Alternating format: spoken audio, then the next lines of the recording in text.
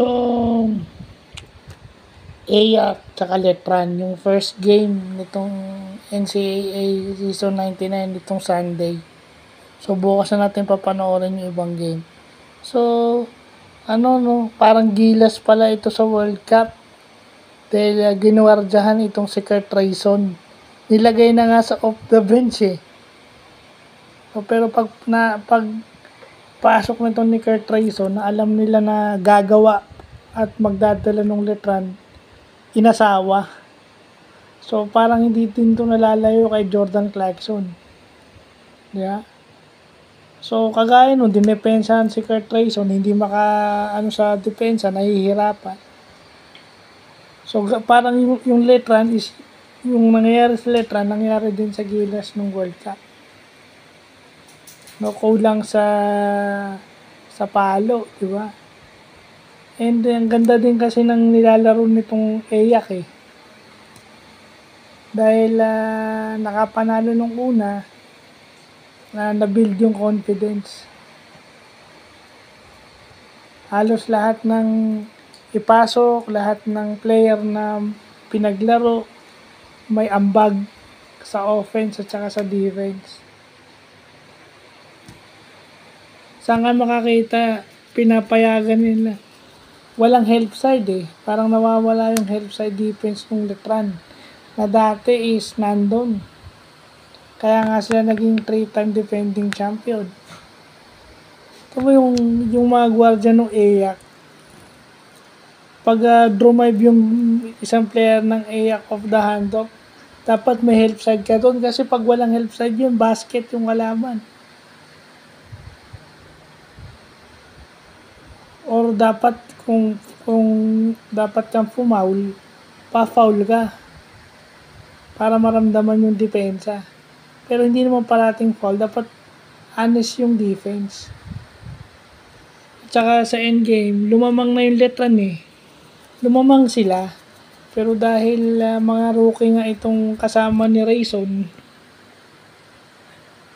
kahit sabihin mo na rookie na veteran, kasi nakapaglaro na sa ibang eskwelahan, ano ba yung narating nung school na pinaglaruan niya? Kasi kung hindi naman sila nakarating deeper in the playoffs or hindi naman sila ganun nananalo sa UAAP, halimbawa UAAP siya dati, lumipat ng NCAA. So kung yung team niya sa UAAP is hindi nakarating ng malayo, hindi siya naka-experience ng pukpukan na laban.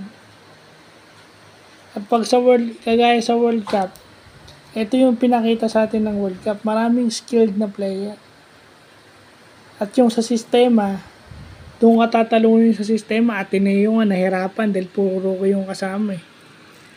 So ito din. Ang problema lang naman ng Letran is depensa tsaka yung turnover nila nung endgame. Na sinabi na rin ni Renzi Bahar sa kanila. Siguro, mga next game siguro sila magigising na yung mga sinasabi ni Coach Renzi Bahar na bawasan o i-minimize yung turnover, yung composure. Next game pa lang nila marirealize yan. Kasi sigurado ko magigising na sila dahil 0-3. Pero hindi pa natin alam kung magta-translate yun sa unang panalo. Isipin mo, defending champion 0-3. Nasa bottom ng team standings. Parang diba? Parang di mo aasahan. Kasi wala ka namang doon eh. Si Rayson is sirap. So sasabihin nyo, ba't si Rayson yung sisisihin nyo? Ngayon yung depensa nasa mukha niya.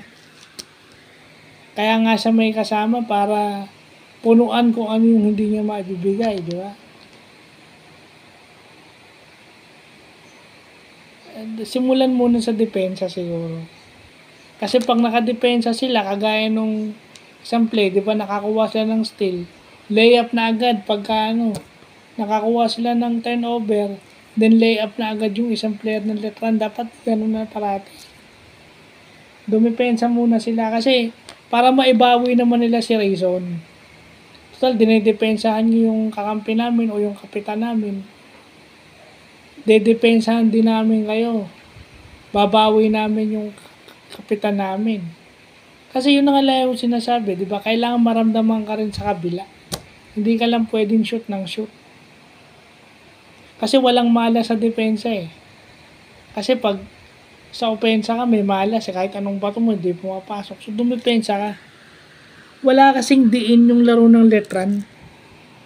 Pag lumamang, dapat diinan mo lang. Eh problema, nakalamang na, parang nagre-relax. So, yun lang po.